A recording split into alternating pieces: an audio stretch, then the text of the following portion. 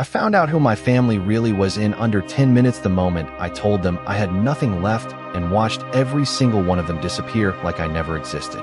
It started with a simple message, nothing dramatic, nothing emotional, just the truth. I wanted them to believe that I had lost everything, that my accounts were empty, that the business I spent years building was gone overnight, and for the first time in my life I needed help instead of being the one giving it. I sent it to Melissa first, because if there was anyone who should have hesitated before turning her back on me, it should have been her. I had paid her rent for nearly 2 years when she couldn't keep a job, covered her car payments when she fell behind, even wired her money last Christmas without her asking because I knew she was struggling.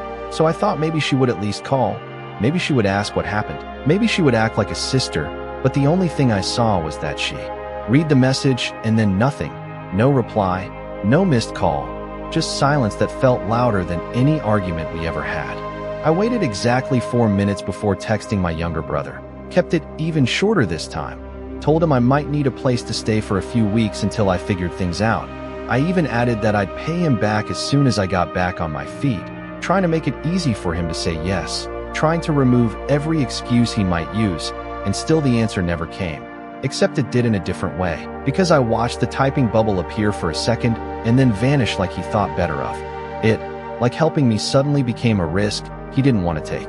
That was when something shifted, not in them, but in how clearly I started seeing everything. Because this wasn't hesitation, it was calculation, and I hadn't even reached my mom yet. I called her instead of texting because I thought hearing my voice might matter. I kept it calm, told her I was okay but things had gone bad, and I might need a little support for a while, and there was a pause on the line that stretched just long.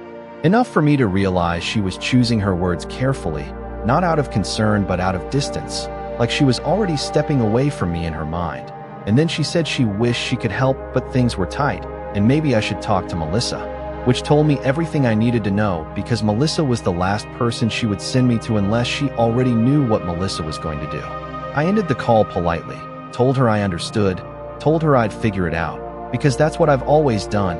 I figured things out while they lived comfortably in the space I created for them.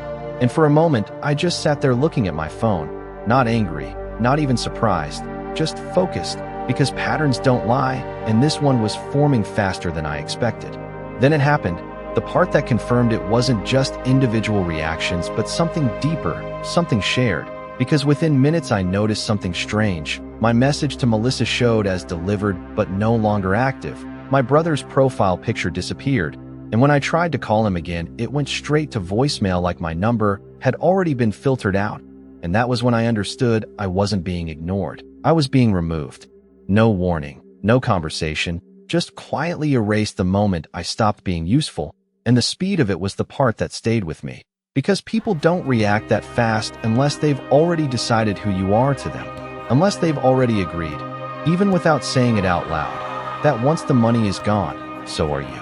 I leaned back and let that settle, not as a shock, but as confirmation, because this was never about a bad day or a financial loss. This was a test, and they didn't just fail it.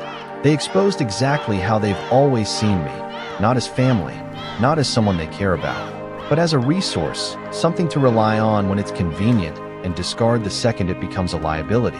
And the most interesting part was that none of them knew the test had even started. They thought this was real. They thought I was actually at zero, and because of that, everything they did next would be exactly who they really are.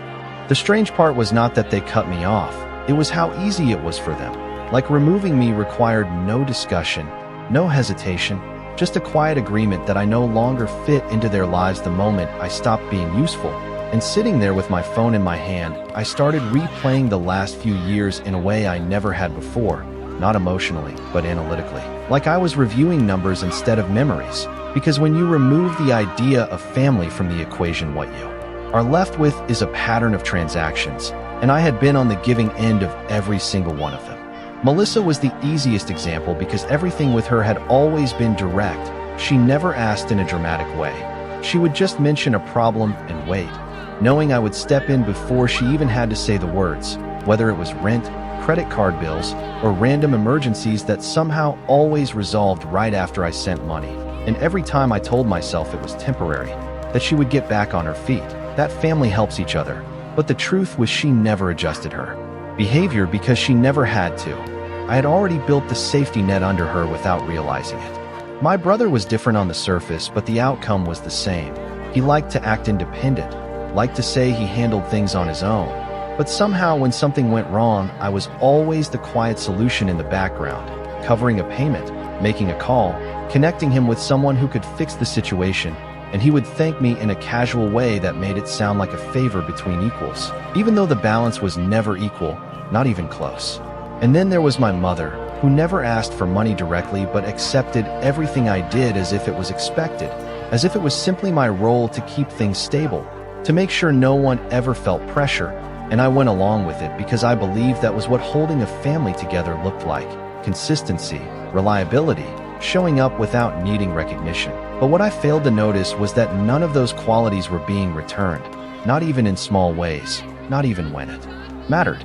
I thought about birthdays I organized, holidays I funded, repairs I paid for without being asked, conversations where I listened for hours when they needed support, and compared all of that to the 10 minutes it took for them to remove me the moment I said I had nothing. And the ratio did not make sense unless I accepted one simple truth: that to them I was never the person, I was the position I held in their lives, the one who solved problems, and once that position disappeared there was nothing left they felt obligated to protect. That realization did not make me angry. It made me precise, because now I was not guessing anymore. I was observing. And what I was observing was consistent behavior across all of them, without coordination, which meant it was not a coincidence. It was a shared understanding they had developed over time, reinforced every time I stepped in and removed consequences from their decisions. I had taught them, without realizing it, that I would always be there no matter what, and the moment I introduced the idea that I might not be, they adjusted instantly, not by supporting me, but by distancing themselves before I could become their problem. That was the part that stayed with me, not the silence, not the blocked calls, but the speed of their adaptation, because it meant this version of them had always been there under the surface, waiting for the right condition to reveal itself, and I had finally created that condition. I looked at the messages again, the lack of responses, the missing profile pictures, the calls that no longer connected, and instead of trying to fix it or reach out again, I put the phone down and let the situation continue exactly as it was, because for the first time I understood that doing nothing was the most valuable move I could make, not because I was giving up, but because I was allowing the truth to fully play out without interference, and whatever came next would not be based on assumptions or emotions. It would be based on exactly who they chose to be when they believed I had nothing left to offer. By the time the silence settled into something permanent instead of temporary, I had already made the decision that this was not going to end as a one-day observation, because if I stopped here all I would have is a reaction, and reactions can still be explained away, justified, or softened over time.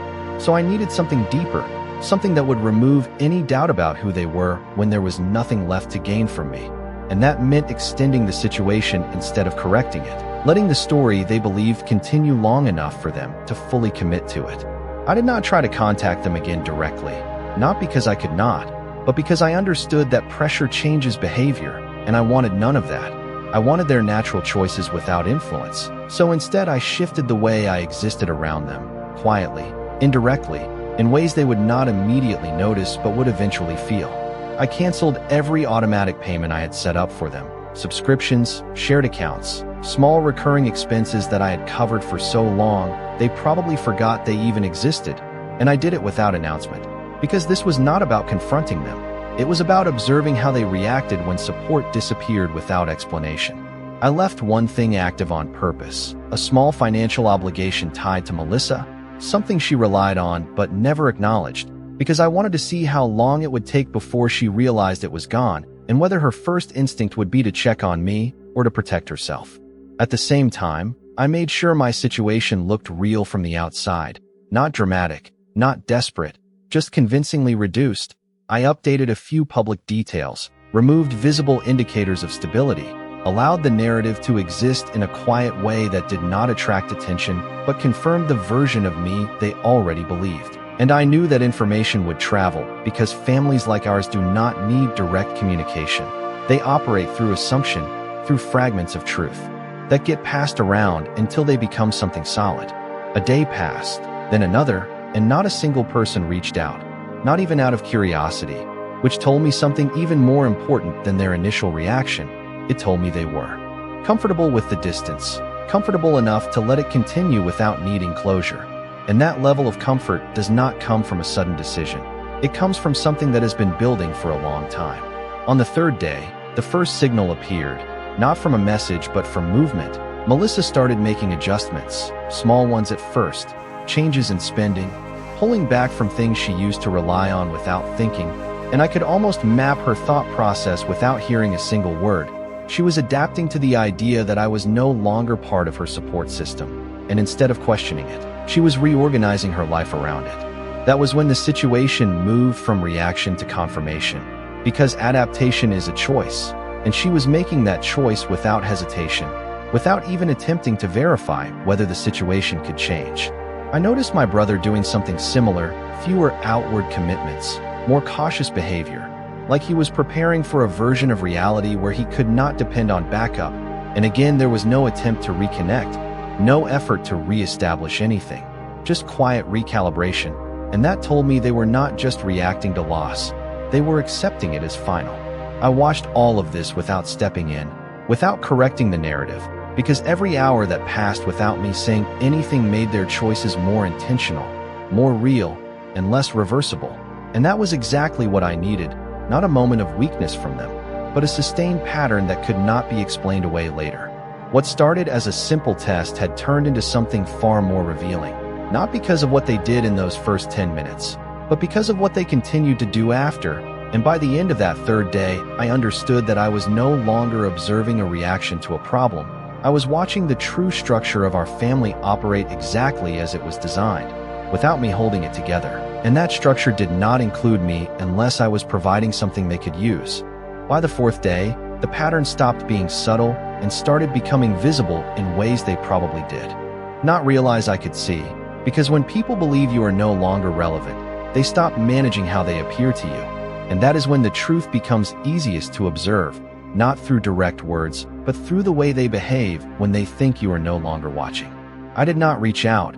I did not reintroduce myself into their space, but I paid attention to the small signals that most people would ignore, and those signals told a very clear story.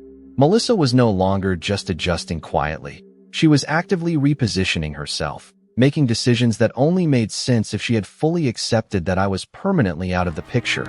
And what stood out was not just what she changed, but how quickly she became comfortable with those changes. Like removing me had simplified something for her instead of complicating it. That realization forced me to look deeper, not at what they were doing individually, but at whether there was any connection between their actions. And that was when I noticed the timing, because it was too aligned to be random.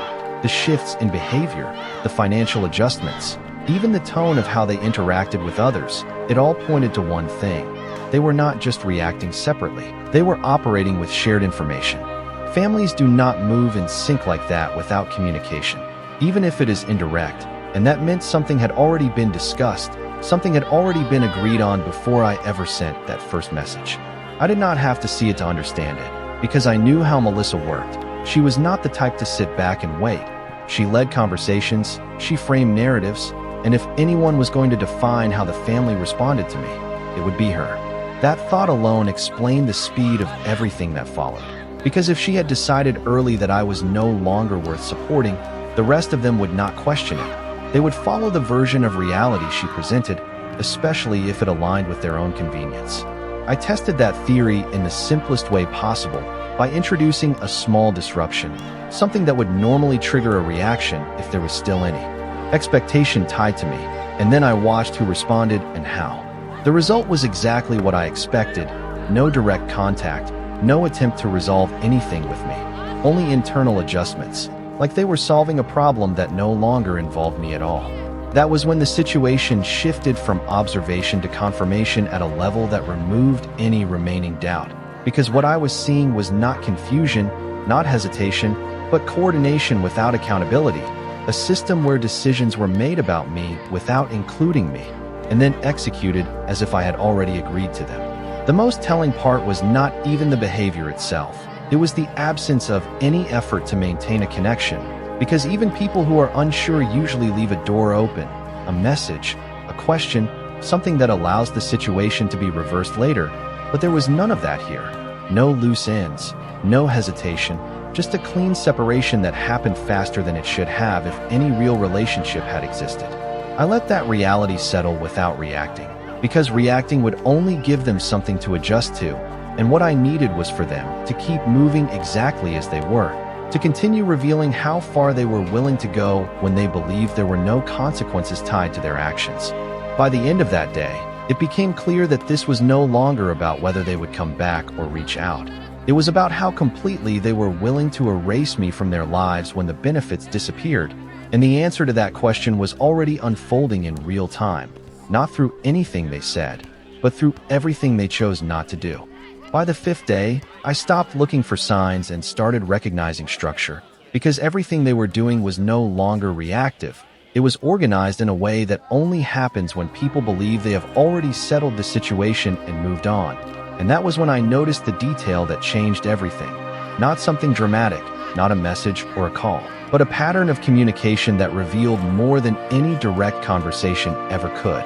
It started with something small, a shared contact I had known for years mentioned casually that Melissa had been asking questions, not about me directly, but about my situation, about whether anyone had heard anything, about whether my business was actually gone, and the way it was described was not concern.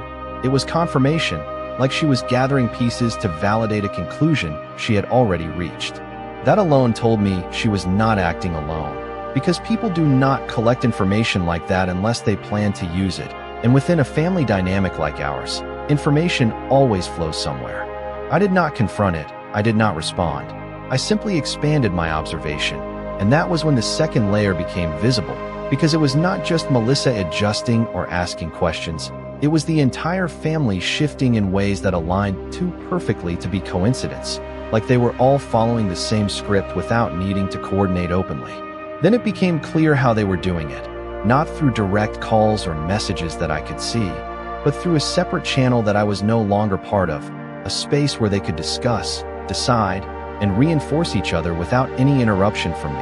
And once I considered that possibility, everything made sense: the speed of their decisions, the consistency of their behavior, the absence of hesitation. It all pointed to one thing: they had already created a version of reality together, and in that version, I was no longer included. I could almost hear the tone of those conversations without being there, not emotional, not conflicted, but practical, framed around distance, around avoiding responsibility, around redefining me from someone they relied on to someone they needed to avoid. And the most important part was that this shift did not require debate. It happened smoothly, which meant the foundation for it had already existed long before I introduced the test. That was the moment the situation moved from personal to structural, because this was not about one person making a bad decision. It was about a group reinforcing a belief that served all of them, and once that belief was shared, it became stronger with every silent agreement they made. I decided to confirm it in the simplest way possible, not by breaking the silence, but by placing something into their environment that would force a reaction within that hidden channel, something small enough to not draw attention, but specific enough to trigger discussion. And then I waited. The response came exactly as expected, not directly to me, but through the same indirect signals I had been tracking: subtle shifts in behavior, slight changes in timing, adjustments that only made sense if they were actively talking about me somewhere else. And that was all the confirmation I needed. They were not just ignoring me. They were actively redefining me in a space I could not see, building a narrative where distancing themselves was not only acceptable but necessary. And once that narrative took hold, it justified every action that followed.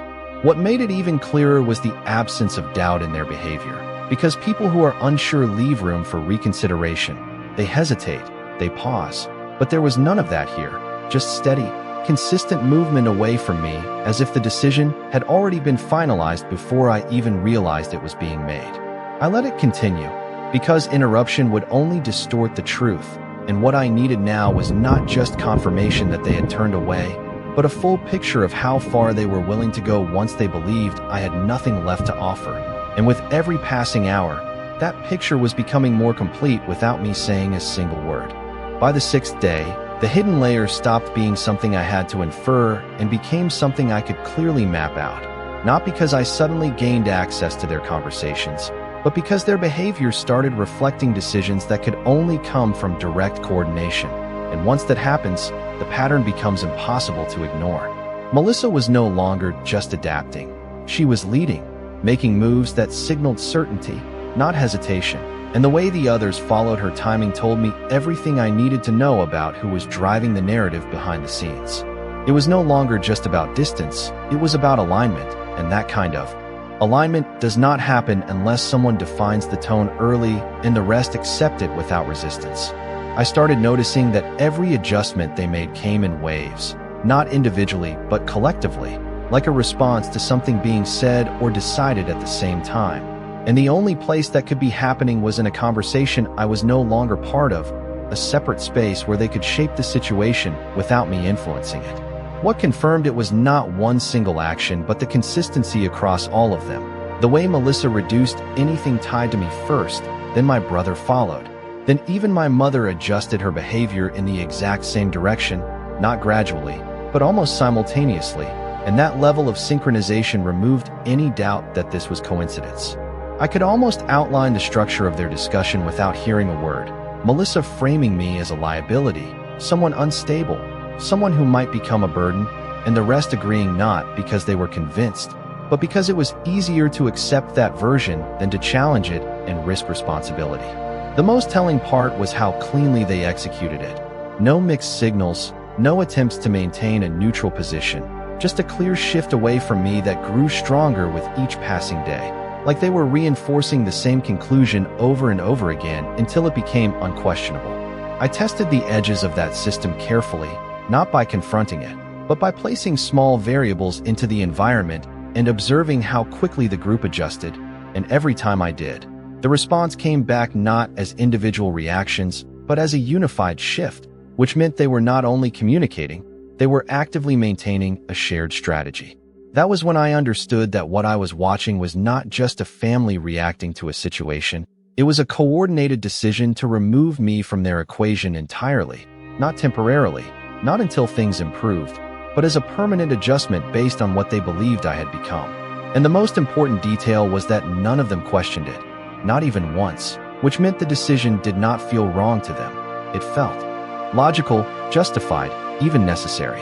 That realization removed the last piece of uncertainty I had, because this was no longer about misunderstanding or miscommunication. It was about intent, and intent is what defines people when there is nothing left to gain. I did not interrupt it. I did not challenge it, because any reaction from me would only give them a chance to recalibrate.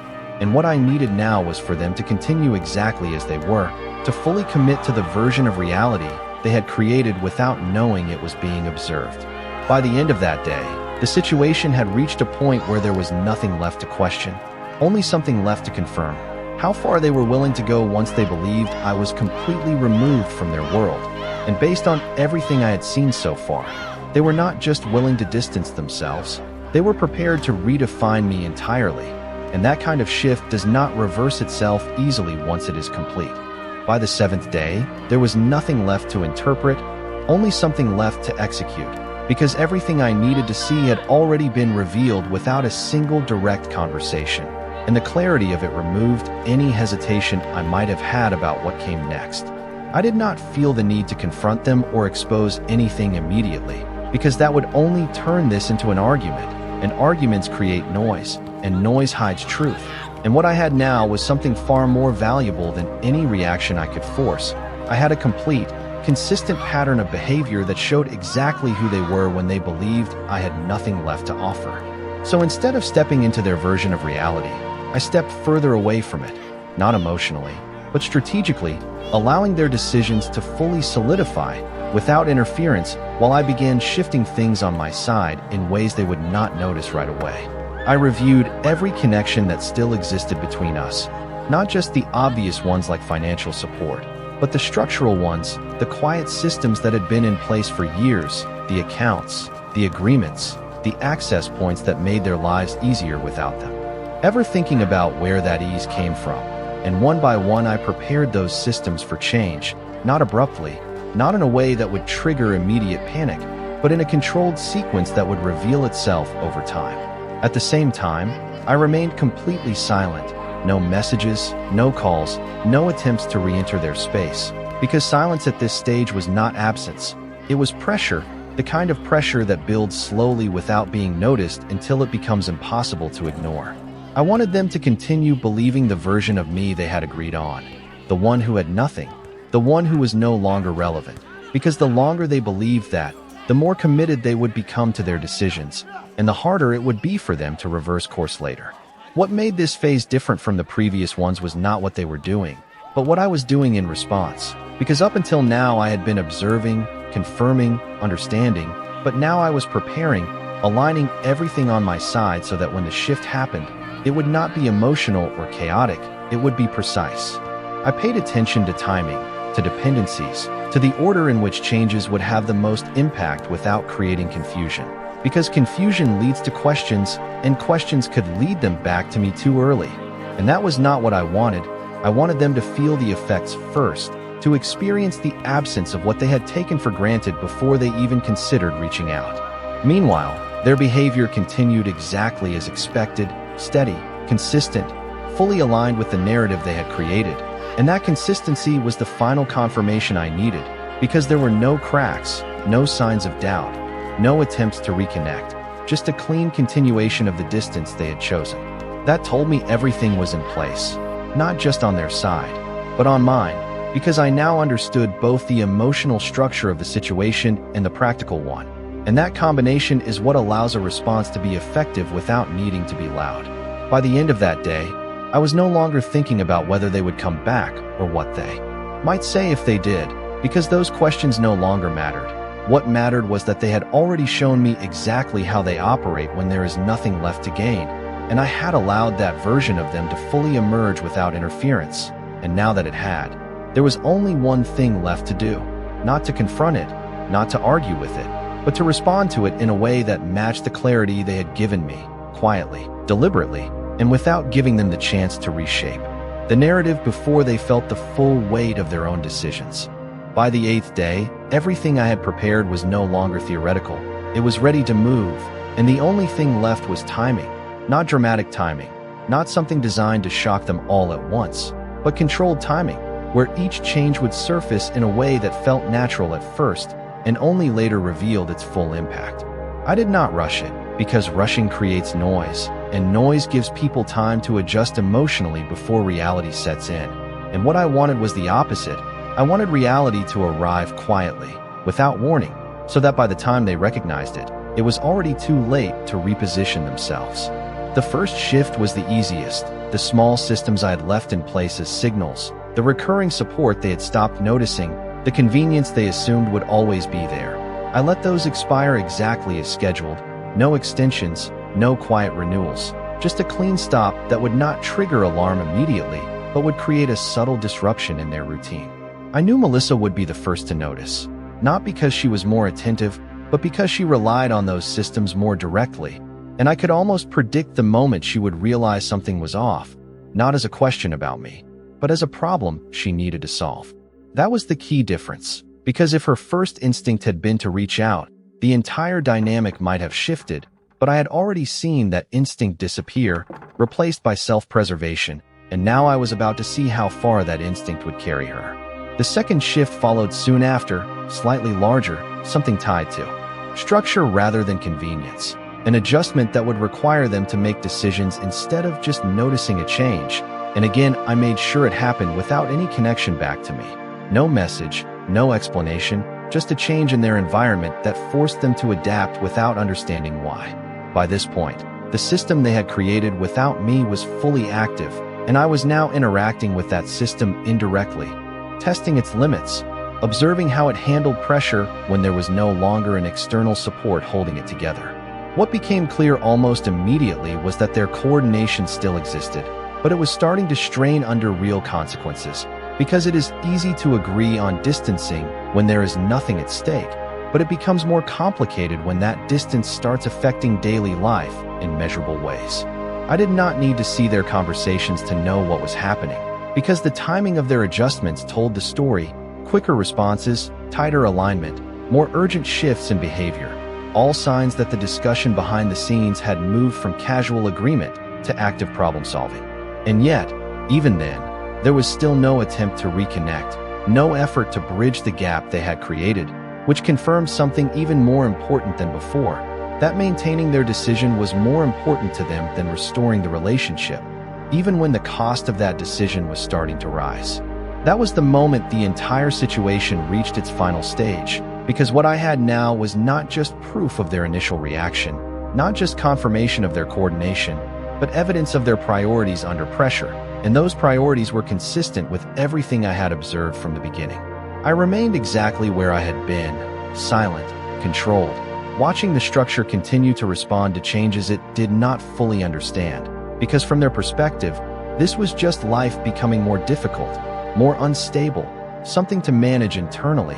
But for mine, it was the natural outcome of removing the support they had taken for granted without ever acknowledging it. By the end of that day, the foundation they had built without me was no longer stable, not because I had attacked it directly, but because I had simply stopped holding it together. And the most important part was that they still believed I had nothing. They still believed I was irrelevant, and that belief was about to collide with a reality they had not even considered yet. The next morning, I did not rush into anything, because I had learned that silence can reveal more than confrontation ever could, and instead I let the situation breathe while I reviewed every message, every timestamp, every reaction they had shown when they believed I had nothing left.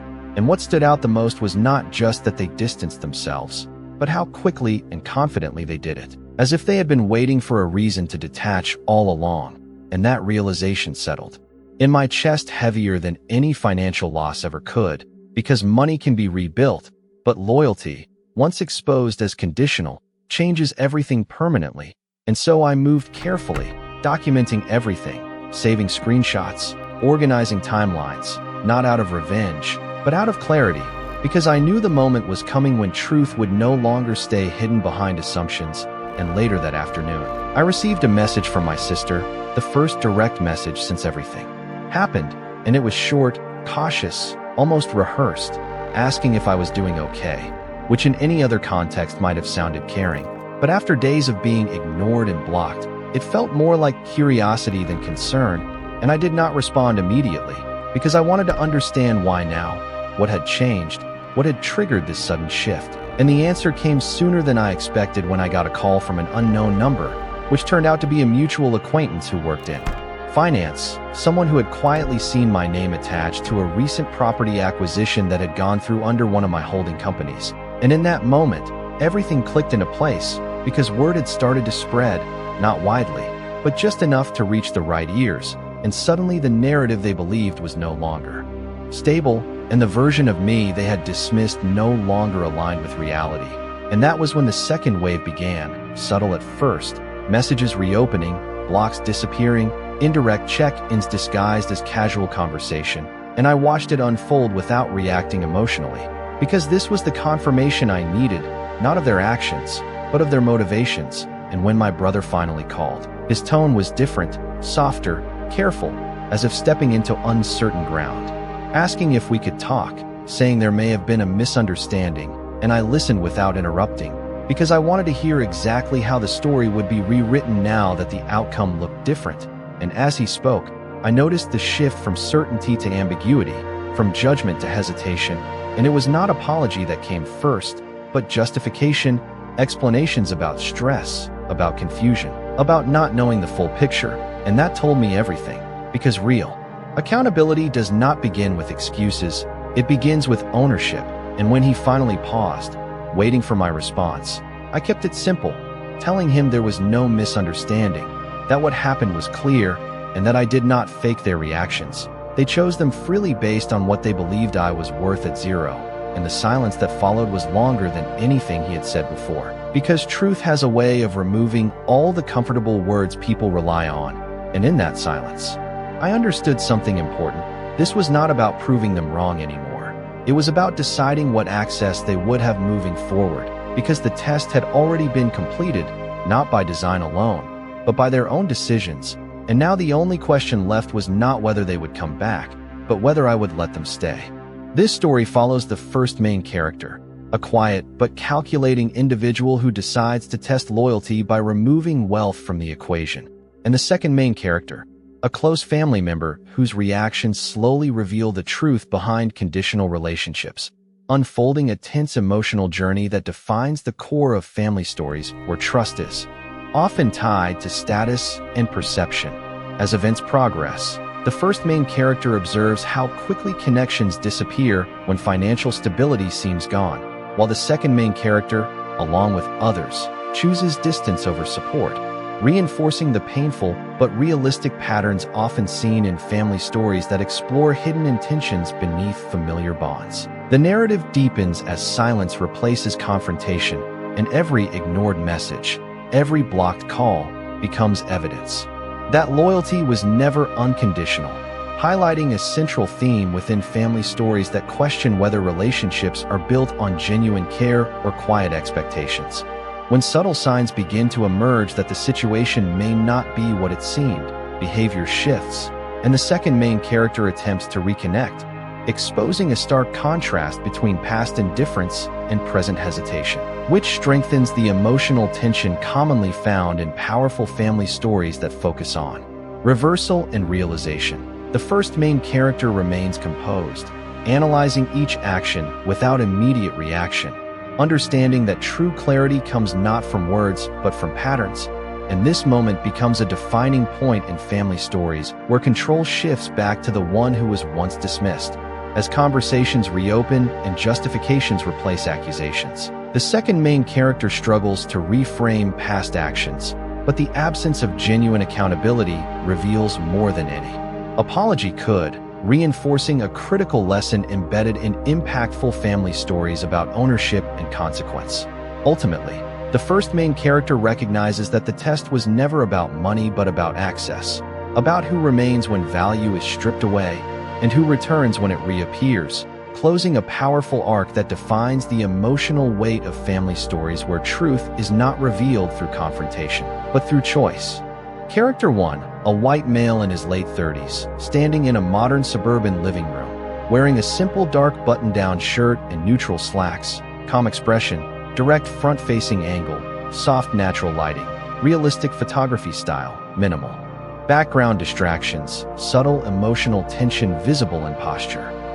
Character 2, a white female in her mid-30s, standing in a quiet kitchen interior, wearing a light sweater and casual jeans, slightly tense expression, front-facing angle, soft daylight illumination, realistic photography style, clean background, subtle emotional uncertainty reflected in posture and gaze.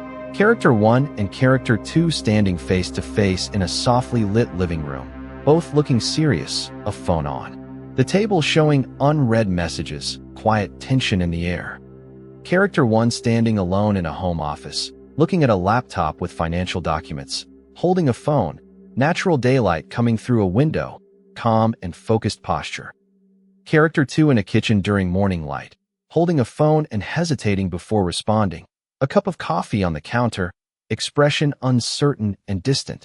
Character 1 and Character 2 standing in a public hallway with a third person in the background observing quietly, both characters exchanging tense looks, atmosphere of social pressure. Character 1 sitting alone inside a parked car during sunset, looking at incoming messages on a phone, soft warm light on the face, reflective and controlled expression. Character 1 standing in a bright living room, while Character 2 stands at a distance, both quiet, visible emotional distance between them. Calm but unresolved atmosphere.